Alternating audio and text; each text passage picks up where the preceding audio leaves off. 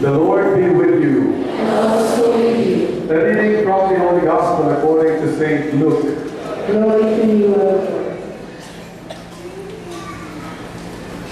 Someone in the crowd said to Jesus, "Teacher, tell my brother to share the inheritance with me." He replied to him, "Friend, who appointed me as your judge and arbitrator?" Then he said to the crowd, "Take care to guard against all greed. For though one may be rich, one's life does not consist of possessions." Then he told them a parable. There was a rich man whose land produced a bountiful harvest.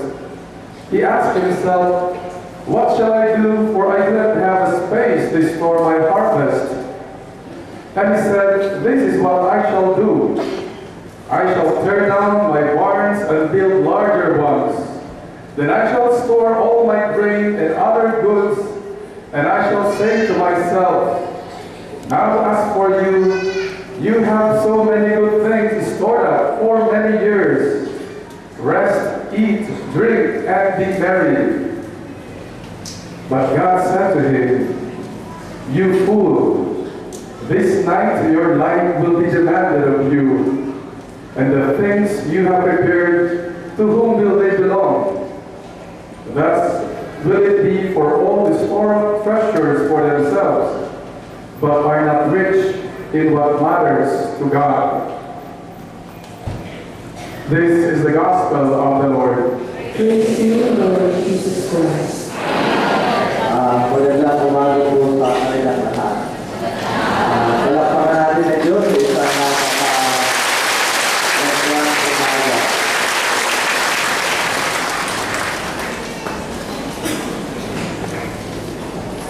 How I wish you can feel what I feel. Sabi ko sana, maramdaman yung nararamdaman ko. It's so good to be a Christian. Napakasarap pong maging Katoliko. Napakasarap maging Filipino. That's what I'm feeling right now. Why I'm saying this? That the midst of our suffering, sa gitna ng ating karamdaman, we are hoping, and we are believing that there is God who can help us. Amen. Kaya ko po sinabi na napakasarap mabuhay. And when we can only appreciate life and live it to the full, if we believe and if we hope in God. Ang nagpasira lamang po sa sarap na nararamdaman natin ito ay ang kasalanan. And in today's gospel, Jesus is trying to teach us, and he pointed one of the sins. Isa sa mga kasalanan nagpabigat at nagpahirap ng ating buhay. Yan po ay walang iba kung hindi ang greed. Sa Tagalog, kasakiman. Ang Pilipinas, isang paraiso. Look around. Just look around you.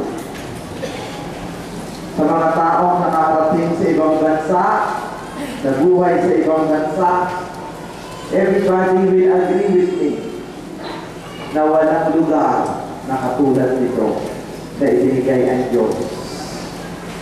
Pero ang paraiso ay nililisan ng mga taong nakatira dito. Pumupunta sa isang bansang saksakan ng lamig, saksakan ng init.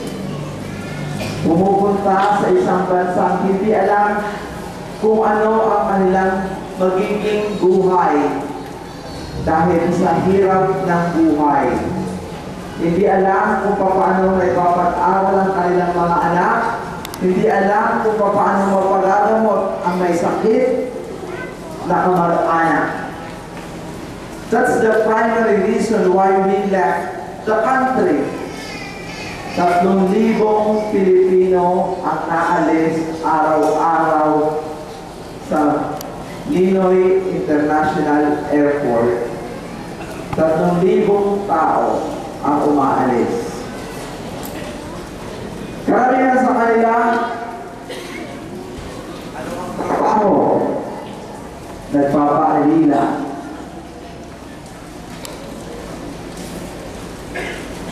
Kaya itinuturing tuloy na ang mga Pilipino, ayon sa ibang tao, we are the modern day slave. Masasabi yan ng mga nag-abroad. Masasabi ko po yan dahil 4 hanggang 6 na beses po akong naglilibot ng buong mundo. Ang sakit na marinig mo ang iyong kababayan, lalo na kababaihan, kinagahasa, binubugbog, ikinukulong, hindi pinakakain. Pagpasok sa lamang ng kanilang bansa, wala na ang kanilang passport. Walang hustisya. Pinaplansya. Niyayapakan. Sa madaling salita, ang ating mga kababayan, lalo-lalo na mga kababaihan, na pumapasok bilang isang katulong ay hindi tinuturing na isang tao. Inalis ang karapatan, inalis ang daan. Ano ang mararamdaman mo? Karamihan sa atin ay pipikit-pikitan. Minsan ay pinuntahan ako isang labor attaché dahil ako ay nagpunta sa ibang bansa. Nag-open po ako ng isang opisina para sa ating mga kababaihang ginagahasa, tumatalong sa building, binubugbog, at ang sabi lamang po sa akin ng ambassador at labor attaché, wala tayong magagawa. Pumunta sila dito para magtrabaho. Walang magawa. Bakit ko sinabi ito? Anong connection dito sa gospel? Ang sabi ko sa gospel ngayon, this man approached Jesus and raised his hand and said, Jesus, can you please tell my brother to share his inheritance to me? Ang mga Pilipino po, ayon sa turo ng simbahan, tayong mga tao ay pantay-pantay.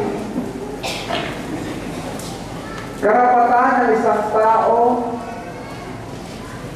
bilang isang mamamayan na bigyan ng magandang edukasyon, bigyan ng tinatawag na tirahan, bigyan ng tinatawag na sapat na kadamutan ng walang bayan. Pero ano nangyayari sa atin? Nung isang araw may nagpa-pray sa akin dito at ang sabi ay ito, Father, hindi ko kailangan ng himala. Ang kailangan ko ay pambayad sa aking dialysis. 4,000 bawat linggo. Hindi ko alam kung saan ko kukunin dahil ang aming makain ay wala. Ilan ang mga Pilipinong ganito? Ilan ang mga Pilipinong pag nagkakasakit, hindi na lamang pupunta sa hospital dahil walang maipagamot. Ilan ang mga Pilipinong nakahiga dahil walang higaan, makahiga sa daan. Ilan ang mga Pilipinong ang kinakain ay pagkain itinapon sa basurahan. There is this movie, 10 minutes video. Pumunta kayo sa internet, ang pangalan ay Chicken a la Carte sa YouTube. Mayroon pa tayong mga kababayan na ang kinakain ay galing sa basurahan.